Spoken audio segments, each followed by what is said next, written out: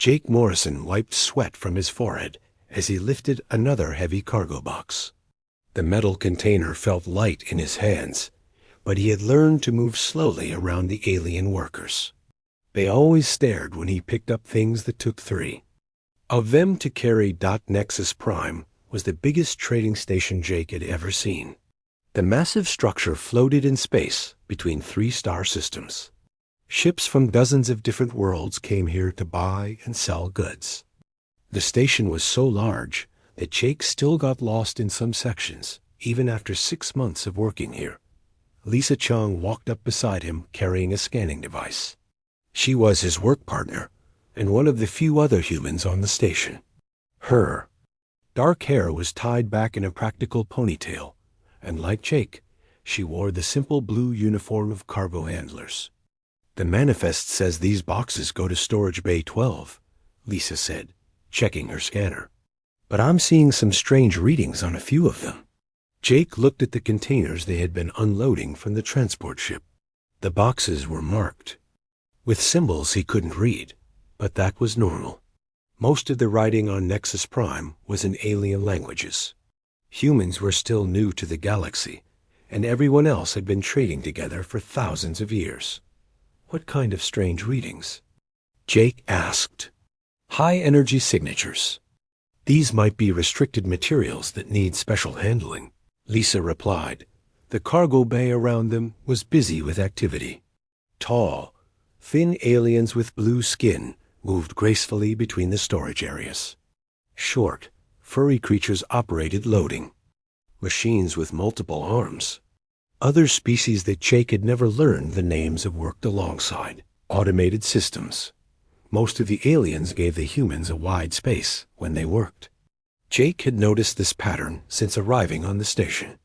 The other species seemed to think humans were clumsy or dangerous to be around. They weren't exactly unfriendly, but they treated humans like children who might break something important. A sharp voice cut through the noise of the cargo bay. "Halt your activities immediately." Jake turned to see Vextar Korin approaching with 4 other members of his security team. The Zalani security chief was nearly 8 feet tall and moved with the fluid grace of his species. His skin looked like it was made of pale blue crystal, and it caught the light as he walked. His long, thin arms ended in hands with fingers that looked more like elegant spikes. The Zalani were the most powerful species on Nexus Prime. They controlled most of the trade routes and made most of the important decisions about station policy. Vextar was their head of security, which made him one of the most important people on the entire station. "Is there a problem, sir?" Lisa asked politely. Vextar's large, dark eyes fixed on the cargo containers. "These materials are designated for priority inspection by Zalani authorities. You have moved them without proper authorization." Jake looked at the boxes they had been handling. They all had the same shipping labels as everything else they unloaded. "We're just following the work orders we were given. Nobody told us these needed special treatment." "Ignorance of protocol is not an acceptable excuse," Vextar said coldly. "Humans continue to demonstrate a troubling disregard for established procedures." Lisa stepped forward slightly. "We can move them back to the inspection area if that's what you need. It was an honest mistake." Jake noticed how the other aliens in the cargo bay had stopped working to watch the confrontation. This kind of thing had been happening more often. Lately, the Zalani seemed to be looking for reasons to find fault with human work. "The proper response," Vextar continued, "requires formal acknowledgement of the violation and appropriate gestures of respect." Jake had seen these formal apologies before. They involved a lot of bowing and specific words in the Zalani language. The process could take half an hour and made the humans look foolish in front of everyone else. "Look, we said we made a mistake." Jake said, "We'll fix it. Can we just move the boxes and get back to work?" The casual tone in Jake's voice seemed to anger Vextar even more. The security chief's crystalline skin began to glow slightly, which Jake had learned was a sign of strong emotion in the Zalani. Your species demonstrates a consistent pattern of disrespect, Vextar said, his voice getting louder. You ignore social hierarchies. You refuse to follow proper customs. You treat established authority with contempt. Jake felt his own temper starting to rise. He and Lisa worked hard and followed all the rules they knew about. The fact that humans didn't understand every detail of alien customs didn't make them disrespectful. We're doing our jobs, Jake said firmly. We move cargo from point A to point B. We don't cause trouble for anyone. Your very presence causes disruption, Vextar replied. Other species have learned their place in the galactic community. Humans seem to believe they are exempt from civilized behavior. Lisa moved slightly to Jake's left, and Jake could see she was getting angry too. Lisa was usually better at staying calm during these confrontations, but Vextar was being more hostile than usual. We're not trying to disrupt anything, Lisa said. We just want to do our work and go home like everyone else. Home, Vextar repeated with obvious disgust. A primitive world that has contributed nothing to galactic civilization. Your species has been in space for barely 3 years, yet you act as if you deserve equal treatment with civilizations that are thousands of years old. The other Zilani security officers spread out slightly behind their chief. Jake noticed that workers from other species were backing away from the confrontation. This was starting to feel more serious than the usual complaints about human behavior. Age doesn't automatically make someone right, Jake said. The glow from Vextar's skin became brighter. This attitude perfectly demonstrates the problem. You show no deference to your superiors. You fail to recognize the natural order of things. Jake had heard enough. Natural order? You mean the order where you get to push everyone else around? Because you think you're better than them? I do not think I am superior, Vextar said, his voice now cold with anger. I know I am superior. My species has mastered technologies your people cannot even comprehend. We have built civilizations while your ancestors were living in caves. Lisa stepped forward again, trying to put herself between Jake and the security chief. This doesn't have to become a big argument. We can work this out. But Vextar was focused entirely on Jake now. The human's refusal to back down had triggered something in the alien psychology. In Zilani culture, when a superior being showed displeasure, inferior beings were supposed to submit immediately. Jake's continued defiance was more than just disrespectful. It was a direct challenge to the established order. Jake could see the situation was getting out of control, but he wasn't going to apologize for defending himself and his species. Humans might be new to the galaxy, but that didn't make them less valuable than anyone else. The cargo bay had become completely quiet. Even the automated systems seemed to sense the tension and had reduced their activity.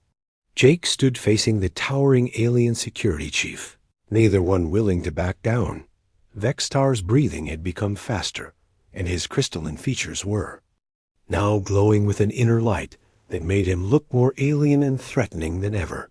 His long fingers were flexed like claws, and his dark eyes never left Jake's face. The confrontation had reached a point where something had to give. Vextar raised his long crystalline arm high above his head. The light from his glowing skin reflected off his sharp fingers as he prepared to strike. In his mind, this was going to be a simple lesson in respect.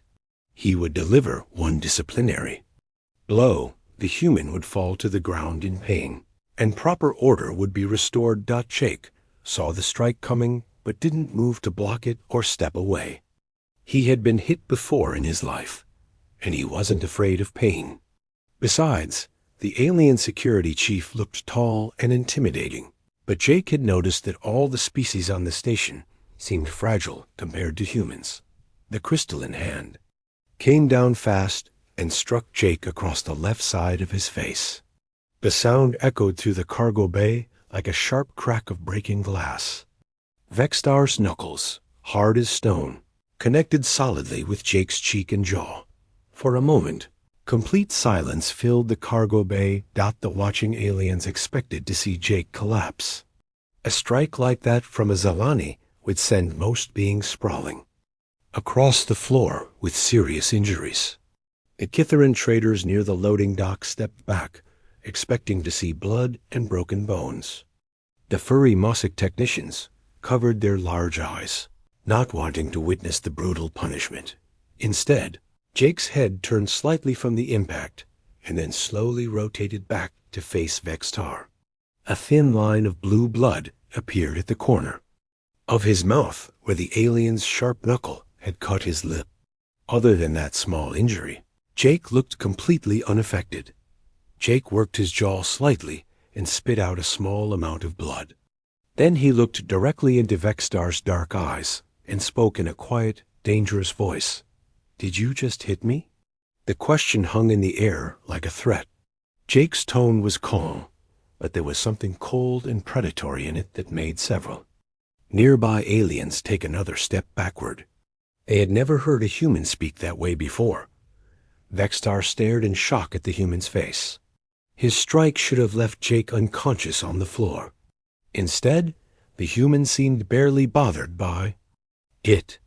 A terrible realization began to form in the security chief's mind. He had made a serious mistake. But Vextar's pride would not let him back down. In front of his own security team and dozens of other aliens, he could not show weakness or admit error. His authority on the station depended on other species believing in Zalani superiority. "You will show proper respect," Vextar said, though his voice now carried a note of uncertainty. Jake took a small step forward. The movement was casual, but something about it made the Zalani security officers behind their chief shift nervously. "Respect?" Jake said, his voice still quiet but growing colder. "You want to talk about respect after you just hit me?" Lisa moved to stand beside Jake, her own posture changing from diplomatic to combat-ready. She wasn't horrified by what had happened. She was angry and preparing to support her partner if the situation got worse. "The human struck first," one of the other Zalani security officers said quickly. "We all witnessed the assault." "I struck first?" Jake repeated, his voice rising slightly. "Your boss just hit me in the face with his fist." Vextar realized that his position was becoming worse by the moment. The other aliens watching the confrontation were starting to murmur among themselves. Some were pointing at Jake's face and commenting on how little damage the strike had done. Desperation and wounded pride drove Vextar to make the worst decision of his life. He raised his arm again, intending to strike with much more force. This time, he would put the human down properly and restore his reputation. "I will teach you the consequences of defying Zalani authority," Vextar declared. Jake saw the second strike coming, and something fundamental changed in his expression. The diplomatic restraint he had been showing vanished completely. His eyes went hard and cold, and his entire body shifted into a stance that Lisa recognized from their training back on Earth. Vextar's arm descended toward Jake's face with all the force the alien could manage. His crystalline knuckles caught the light as they cut through the air, aimed at Jake's temple where they would do maximum damage. Jake's response was swift and devastating. His right fist came up from his waist in a perfect uppercut that caught Vextar in the center of his crystalline chest. The punch carried behind it the power of muscles developed on a high-gravity world, conditioned by years of physical labor and combat training. The impact sounded like thunder. Vextar's tall, graceful form lifted completely off the ground.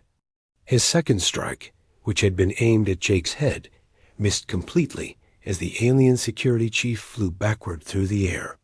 His crystalline body crashed through a stack of cargo containers, scattering metal boxes across the floor with tremendous noise.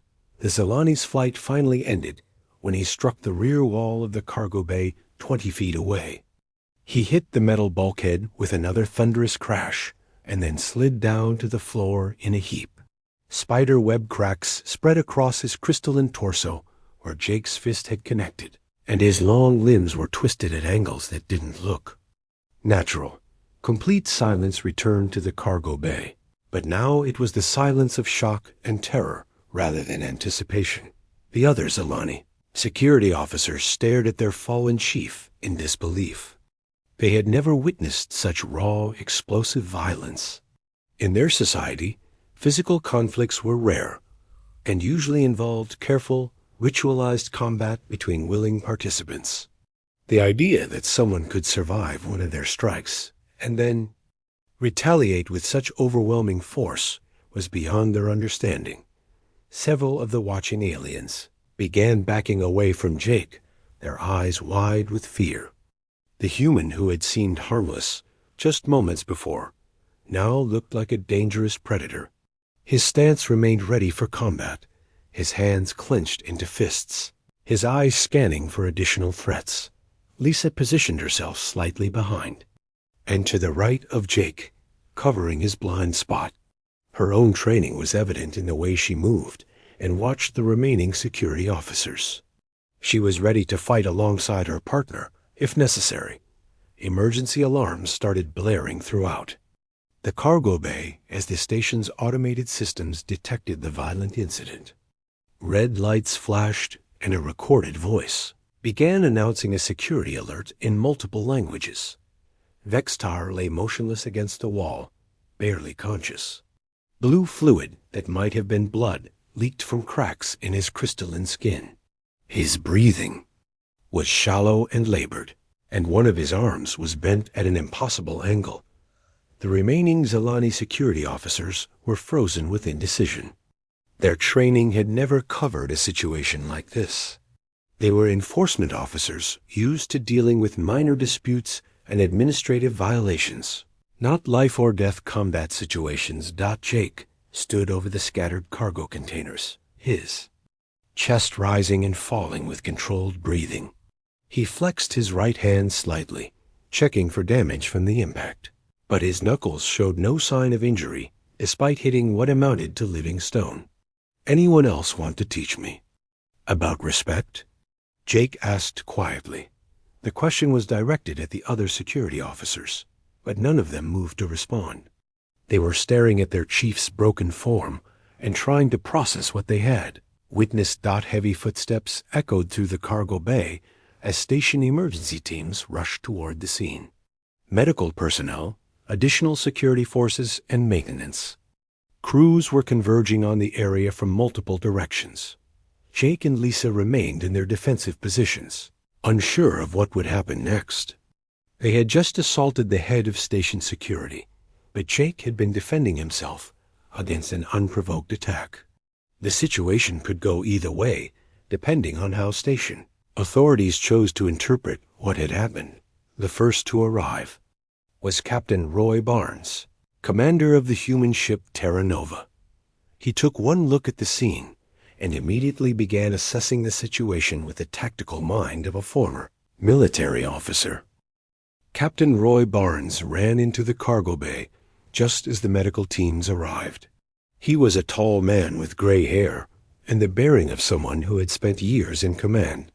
His eyes quickly took in the scene, Jake and Lisa standing ready for more trouble, the other Zelani security officers backing away in fear, and Vextar crumpled against the wall like a broken doll. "What happened here?" Barnes demanded, though his tone suggested he already had a good idea. "Self-defense," Jake said simply, not relaxing his combat stance. Barnes moved closer to examine Vextar's condition. The Zelani security chief was conscious, but barely able to speak. His crystalline skin had multiple cracks running through it, and his breathing sounded wrong. Blue fluid leaked from several wounds where his internal structure had been damaged. The medical team consisted of 3 different alien species, each with their own specialized equipment. They worked quickly to stabilize Vextar, but they're worried. Expressions and rapid conversations suggested the injuries were severe. "He struck first," one of the remaining Zalani security officers said, pointing at Jake. The human committed unprovoked assault on a station authority figure. That's not. What happened? Lisa said firmly. Your chief hit Jake first. We have witnesses. Captain Barnes looked around the cargo bay.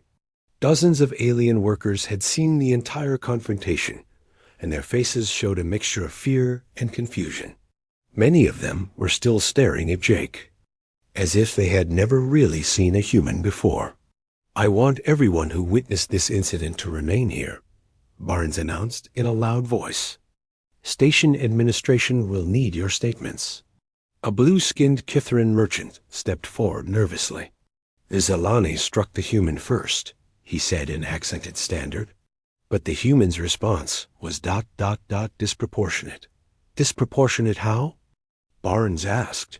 A merchant gestured toward Vexstar's broken form. No one expected such strength.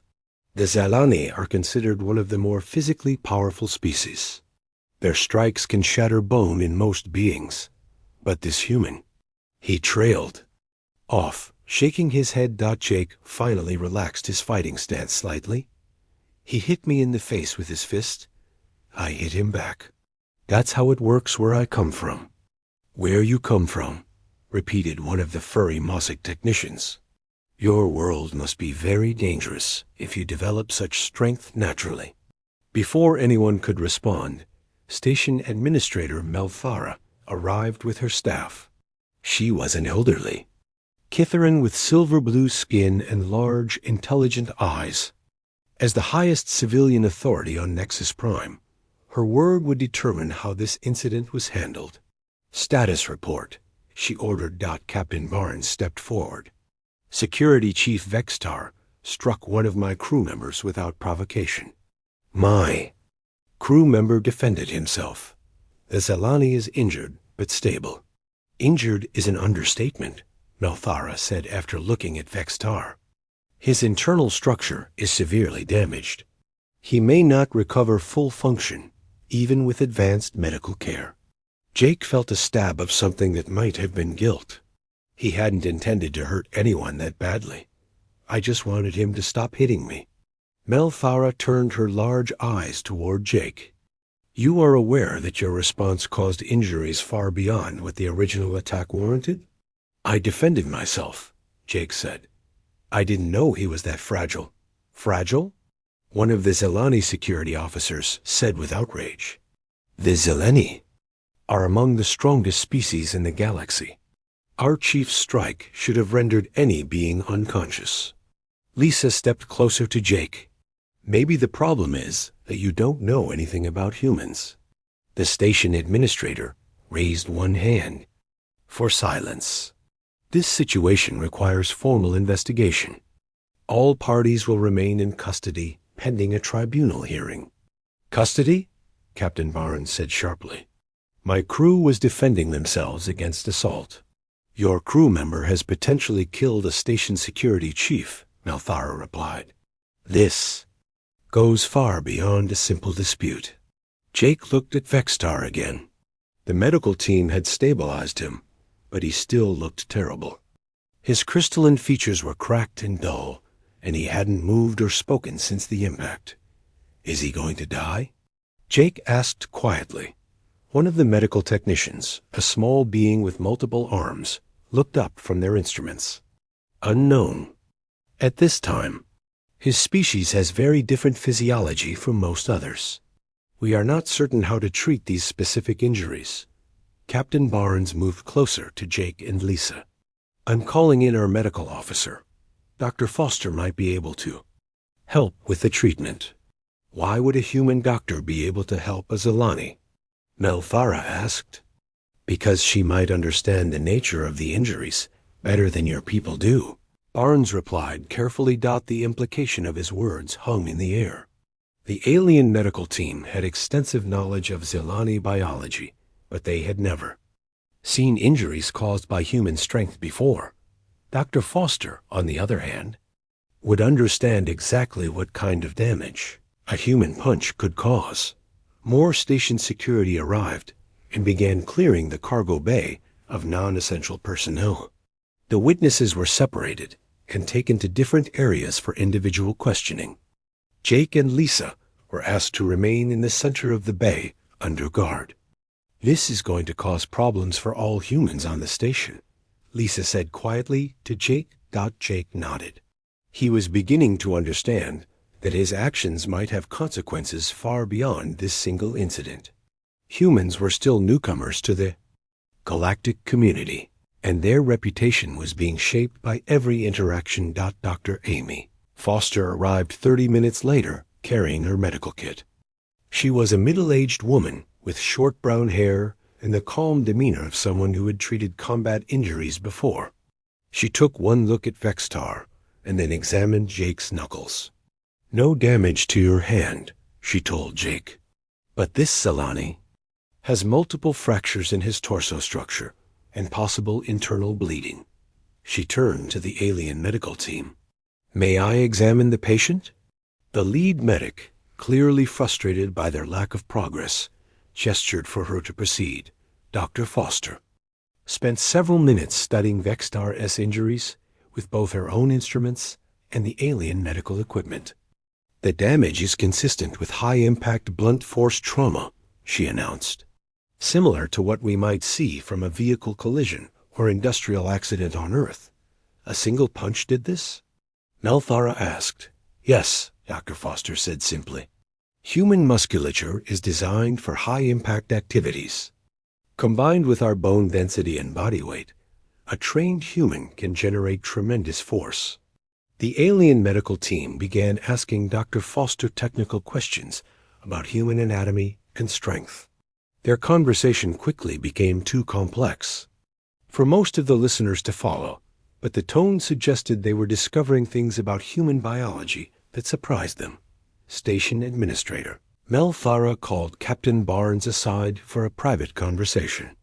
Jake couldn't hear what they were saying, but he could see Barnes making gestures that suggested he was explaining something important. After 20 minutes, Melthara returned to address the group. "The tribunal hearing will be postponed pending a complete medical evaluation of both parties. This incident has raised questions about species compatibility and station safety protocols." "What does that mean for my crew?" Barnes asked. "It means we need to understand what we're dealing with," Melthara replied. "If humans possess physical capabilities that far exceed what we previously believed, then our security and safety measures may be inadequate." Jake realized that his single punch had opened a much larger conversation about humanity's place in the galactic community. The other species were beginning to understand that their assumptions about humans had been completely wrong. 3 days later, the tribunal hearing began in the station's main conference center. The large room was packed with representatives from dozens of different species, all wanting to understand what had happened in the cargo bay. Jake sat at a table with Captain Barnes and Lisa, facing a panel of 5 judges from different alien races. Station Administrator Melthara served as the chief judge. Beside her sat a tall Zelani diplomat, an elderly Kithran legal expert, a thick-bodied Mosik engineer, and a floating energy being called a luminar that communicated through colored lights. "This hearing will determine the facts of the incident and establish appropriate consequences," Melthara announced. "We are also here to address larger questions about species interaction and station safety." The first witness was Dr. Foster.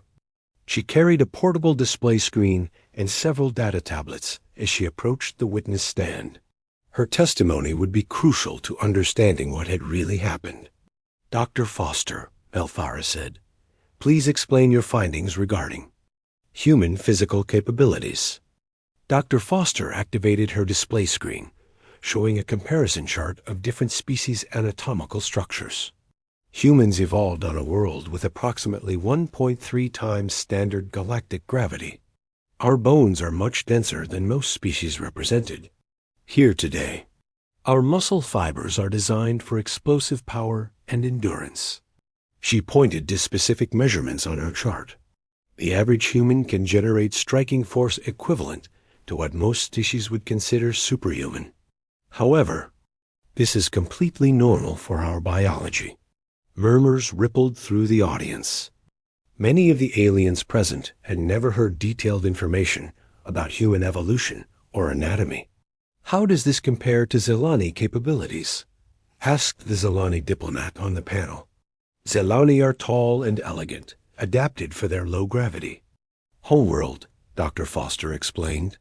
They are stronger than many species, but their crystalline bone structure, while beautiful, is not designed to withstand high-impact forces. She changed the display to show images of Vexstar S injuries. The damage to Security Chief Vexstar is consistent with the difference in our species' physical development. A punch that would be considered moderate by human standards caused severe trauma to his crystalline structure. Was the human Jake Morrison trained in combat? The Kitharin judge asked. All humans receive basic self-defense training, Dr. Foster replied. But Jake is a cargo handler, not a soldier. His response was instinctive, not planned. Captain Barnes was called to testify next. He stood at attention before the panel, his military background evident in his bearing. Captain Barnes, what can you tell us about human military capabilities? Mel Thara asked. Barnes chose his words carefully. Humans have a long history of conflict on our homeworld. We developed sophisticated combat techniques and weapons over thousands of years. However, we also developed strong moral codes about when and how to use force. He gestured toward Jake.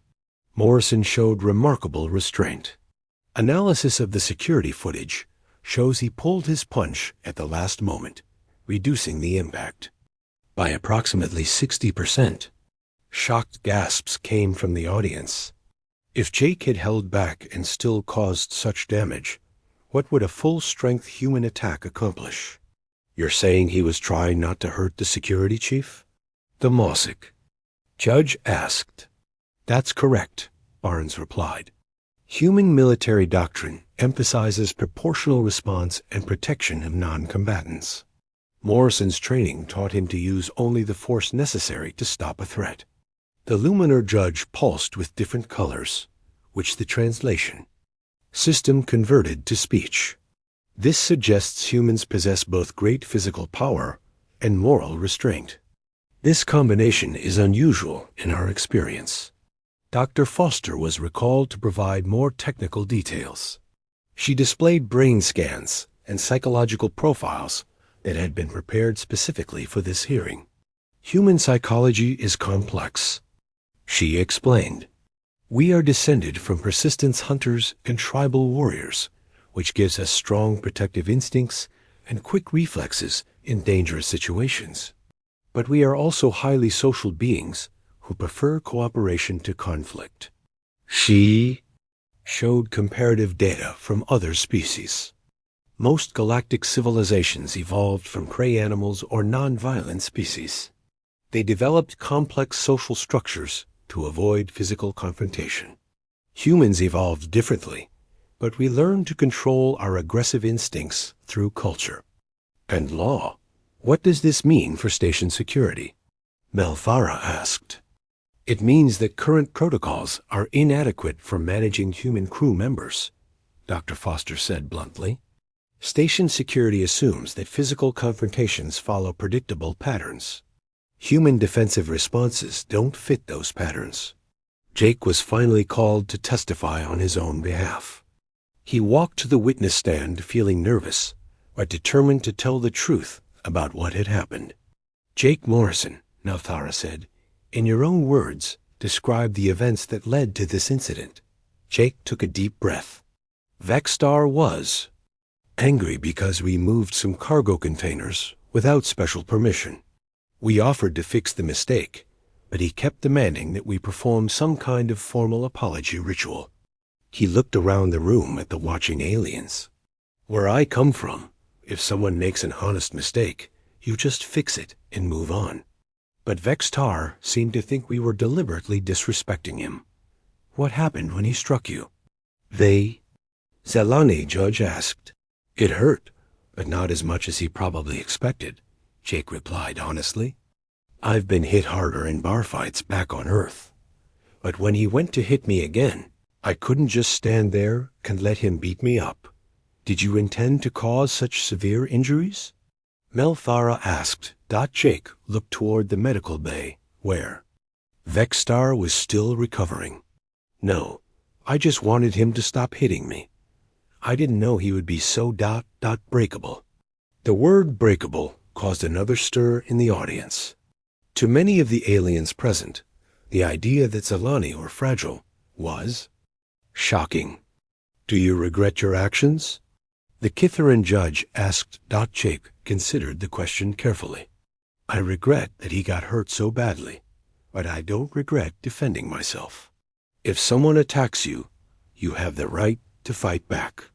The testimony phase of the hearing concluded with statements from several witnesses who had seen the confrontation. Their accounts all confirmed the same basic facts. Vexstar had struck first. Jake had tried to avoid the conflict, and the humans' response had been swift and devastating. During a recess, Captain Barnes spoke privately with Jake and Lisa in a small conference room. How do you think it's going? Jake asked. Better than I expected, Barnes replied. The judges seemed to understand that you were defending yourself. But there are bigger issues at stake here. What do you mean?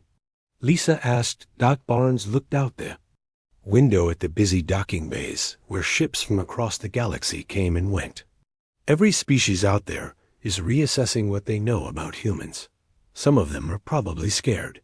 Others might see us as potential allies or threats. What happens to us? Jake asked. That depends on the tribunal's decision, Barnes said. But regardless of the legal outcome, everything has changed. Humans can't be seen as harmless newcomers anymore. Jake realized that his single punch had altered humanity's position in the galactic community forever. The question now was whether that change would be for better or worse. When the hearing resumed, the judges announced they would deliberate for 24 hours before reaching a verdict. The fate of Jake Morrison, and possibly all humans in the galaxy, hung in the balance. The tribunal reconvened exactly 24 hours later. The conference room was even more crowded than before, with news of the hearing spreading throughout the station. Jake noticed that many aliens now looked at him differently, not with dismissal or casual indifference, but with careful attention and what might have been respect. Station Administrator Melthara called the session to order. The 5 judges had spent the entire night deliberating, reviewing testimony, and consulting with legal experts from their respective species.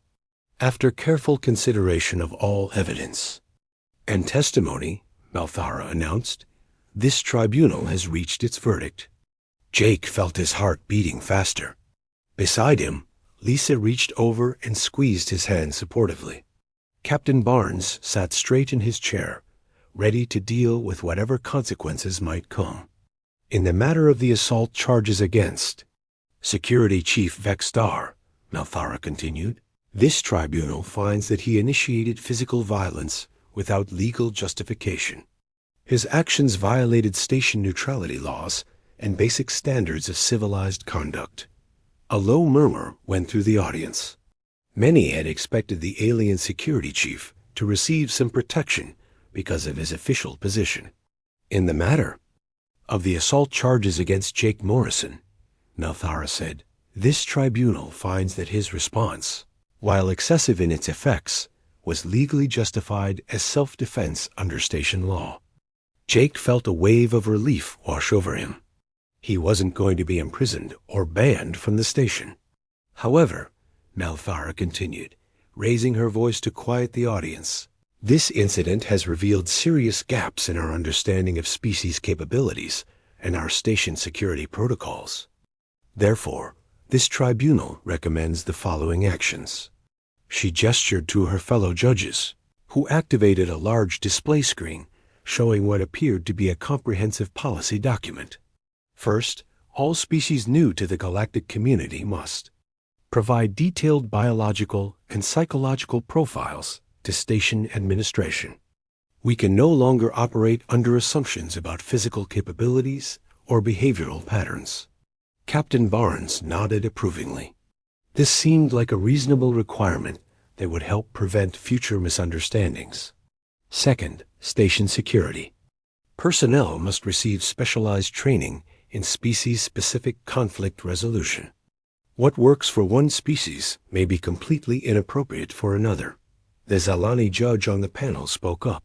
This training program should include practical demonstrations of different species' defensive capabilities. Our security forces need to understand what they might face in various situations.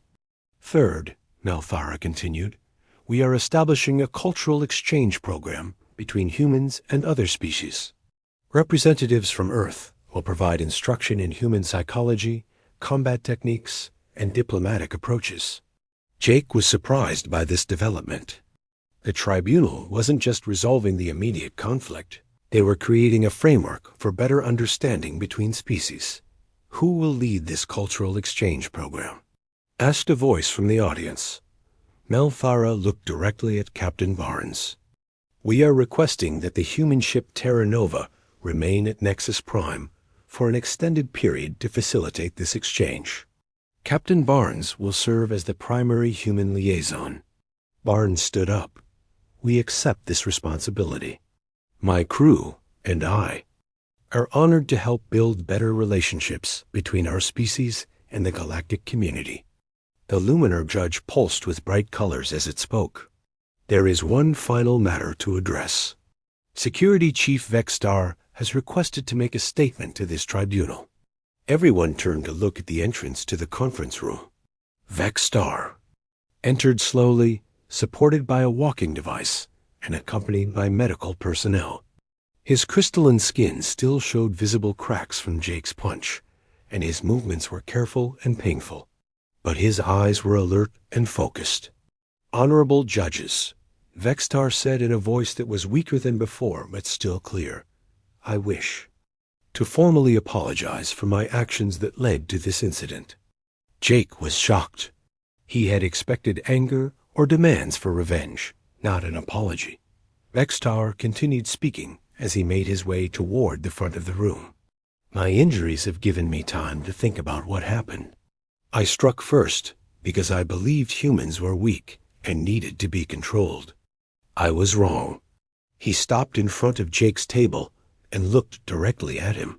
Jake Morrison showed restraint even while defending himself. He could have killed me easily, but he chose not to. This demonstrates a strength of character that I failed to recognize. Jake stood up, unsure of how to respond. I'm sorry you got hurt so badly. I didn't mean for it to go that far. The fault was mine, Vexstar replied. I let pride and prejudice guide my actions instead of wisdom and justice. Vexstar turned to address the full tribunal. I request permission to participate in the cultural exchange program.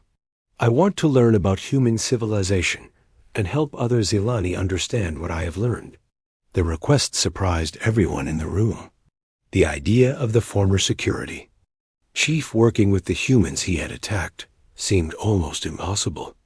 Malthara consulted quietly with the other judges before responding. Your request is approved, pending medical clearance and agreement from the human representatives. Captain Barnes stood up. We would be honored to work with Vexstar. Understanding between our species has to start somewhere. The formal hearing concluded with the judges reading the complete list of new policies and procedures that would be implemented throughout the station. Jake's single punch had triggered a comprehensive review of how different species interacted with each other. Over the following weeks, the cultural exchange program began to take shape. Jake and Lisa found themselves teaching basic self-defense techniques to mixed groups of aliens who had volunteered to learn about human methods. The sessions were held in one of the station's gymnasium areas, with medical teams standing by in case of accidents. The key thing to remember, Jake explained to a group of Kitharan traders and Mosaic technicians, is that we're not trying to hurt each other. This is about learning to protect yourself and understanding how humans think about conflict. He demonstrated a basic blocking technique, with Lisa serving as his partner. Their movements were slow and controlled, but even these simple demonstrations showed the watching aliens how quickly and powerfully humans could respond to threats. Vextar attended every session, taking careful notes and asking detailed questions.